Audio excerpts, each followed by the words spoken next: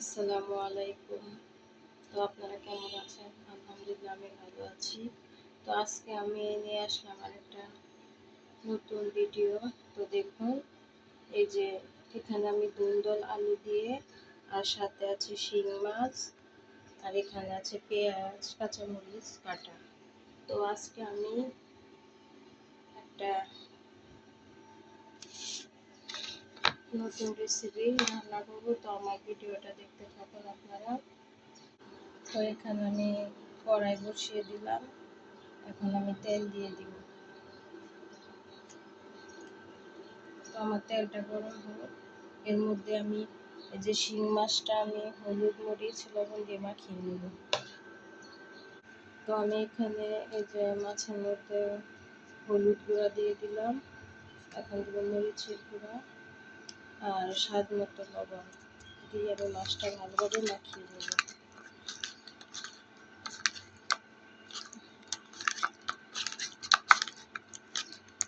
আমার মাছটা মাখানো হয়ে গেছে, এখন আমি মাছটা ভেজে নেব। আমি এখন কড়াইয়ের মধ্যে হালকা একটু লবণ দিয়ে দিব, যাতে মাছটা নিচে না লেগে যায়।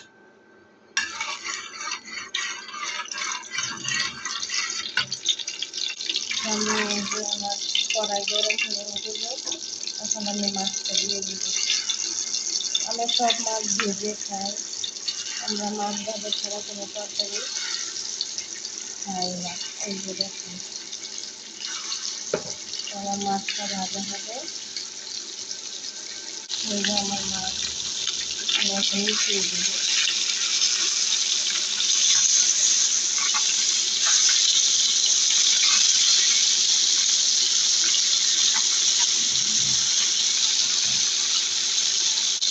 এই যে আমার মাছটা ভাজা শেষ।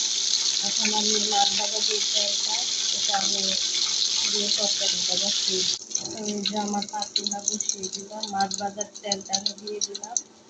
এখন আমি পেস্টটা দিয়ে দিই।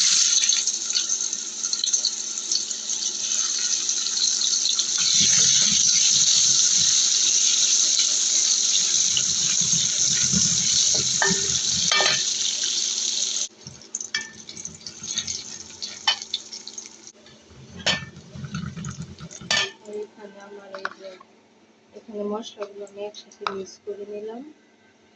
তো এখন আমি মশলাটা দিয়ে দেব।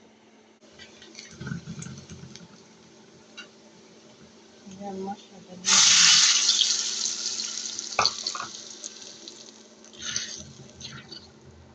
এখন এটার মধ্যে দিয়ে দিব কয়েকটা কাঁচামরিচ কাটা। এখন আমি মশলাটা ভালোভাবে কষিয়ে নেব। এই যে আমার মশলা কষানো হয়ে গেছে, এখন আমি কাটা দুন্দল আর আলুগুলো দিয়ে দিব।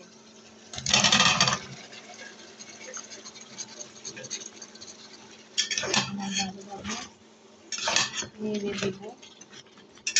তারপরে আমি এটার মধ্যে কোনো পানি দিব না, এই কষানোতে আমার তরকারিটা হয়ে যাবে।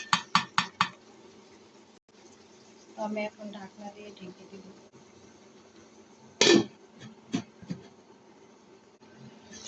এই যে আমার তরকারি। তো এখন আমি এর মধ্যে মাছগুলো দিয়ে দিব।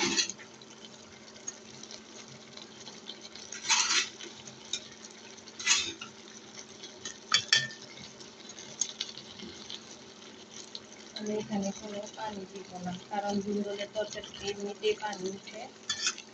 এখন আমি ঢাকনা দিয়ে ঢেকে দিব।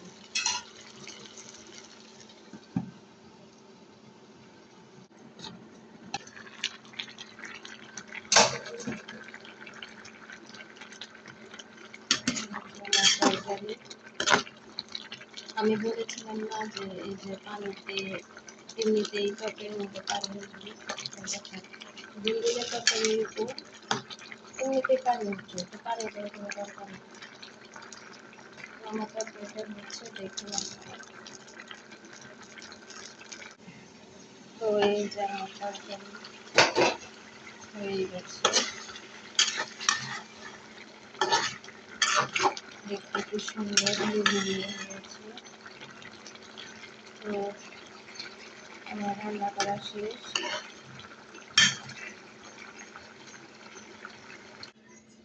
এই যে আমার তরকারি রান্না করা শেষ।